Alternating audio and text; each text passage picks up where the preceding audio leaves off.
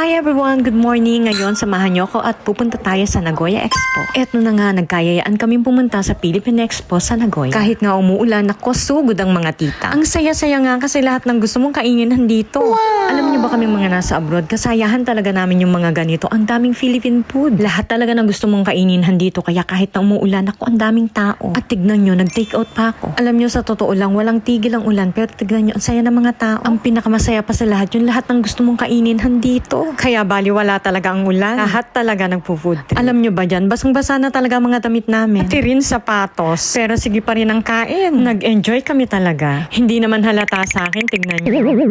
Pagkatapos namin kumain, go naman kami dito sa Hyra. Bagong tayo daw to. Tignan nyo yung mga payong. Bago nyo ipasok sa loob, patutuyuin nyo muna dyan, tsaka nyo ipa-plastic. Para nga naman pag binitbit nyo sa loob ng mall, hindi ba sa atulo ng tulo. Ito nga pala yung bagong tayong landmark mall dito sa Nagoya. Ang laki. Ang taas. May nagbigay din pala ng mga freebies sa Philippine Expo. After namin dito sa mall, lumabas kami para maghanap ng coffee shop. Alam nyo, sa totoo lang, ang sarap ng tea dito sa Hoshino Coffee. Nagkonting chika-chika lang kami dito at medyo nagpahinga. Tapos lakad na ulit. Talaga namang hindi tumigil ang ulan. Nang makaramdam kami ng gutom, kumain kami dito sa Bagel and Bagel sa Parko. At syempre, pagka magkakasama tita nyo, hindi kami nauubusan ng kwento. Alam nyo ba mag-aalas 8 na yan? Kami na nga nagsara ng umisi na yun. Bago kami muwi, dumaan muna kami ng Caldi.